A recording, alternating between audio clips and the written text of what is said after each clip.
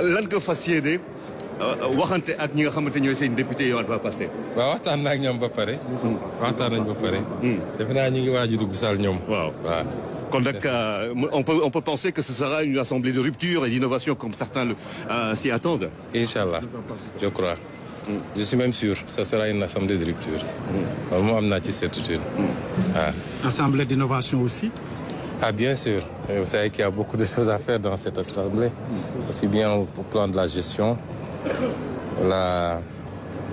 l'administration, mais également l'exercice des compétences dévolues à l'Assemblée. Je crois que tout est à faire.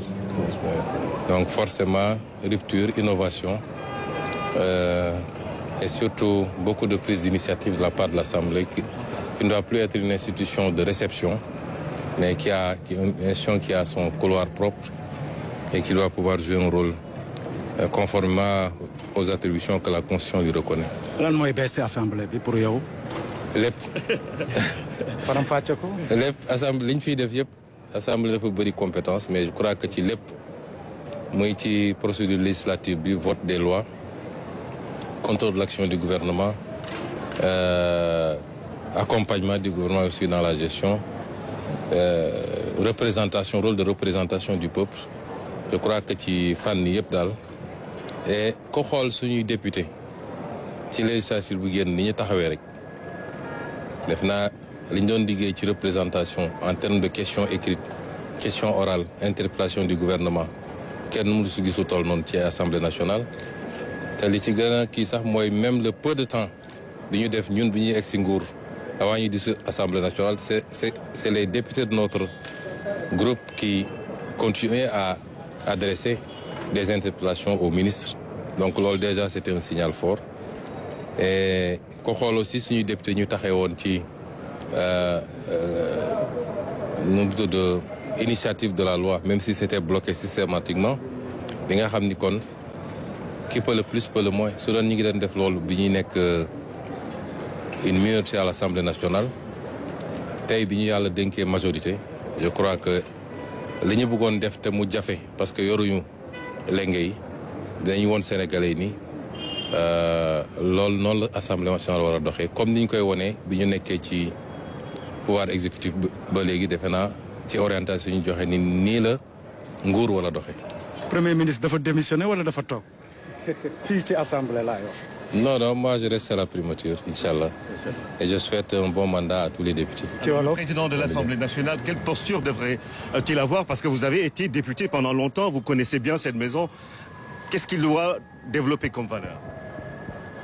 Vous savez, on fait des fixations sur... C'est ça le problème de ce pays. On fait des fixations sur des positions de travail et non pas sur l'institution. Le président de l'Assemblée nationale ne détermine pas l'Assemblée nationale. Il n'a pratiquement aucun moyen d'influer sur l'Assemblée nationale. Il ne vote même pas. Le président national reçoit, convoque le bureau et c'est le bureau qui décide. Et s'il valide, ça va en commission, ça va en plénière. Et en plénière, c'est le groupe parlementaire qui débat et qui vote. Donc c'est pas le président de l'Assemblée nationale qui peut, à la limite, à part le rôle de gestion, au courant. Et ça aussi, il le fait avec le bureau. C'est des décisions collégiales. C'est la même chose pour le président de la République, pour le Premier ministre. Donc on fait beaucoup de fixations sur des personnes en disant le président de l'Assemblée nationale, le président de la République. Mais une République fonctionne de manière beaucoup plus complexe, ce qui fait que le président de l'Assemblée nationale, c'est un rôle important. C'est la deuxième personnalité de l'État. Mais en réalité, ce n'est pas lui qui détermine la vie de l'Assemblée. C'est les groupes parlementaires véritablement qui déterminent la vie de l'Assemblée. mais suñu la tee lu yàgg waaye si olof rek ñu bëggoon xam ndax da ngay démissionner assemblée wala da ngay toog assemblée wala da ngay des primature.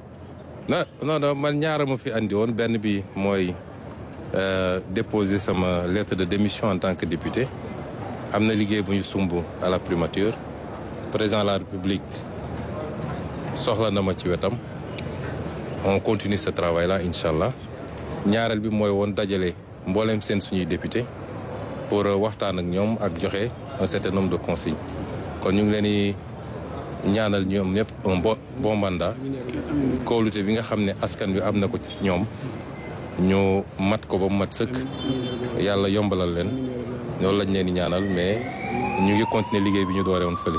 Juste une dernière question, remaniement ou pas? loolu président moo koy décider. Merci. Merci.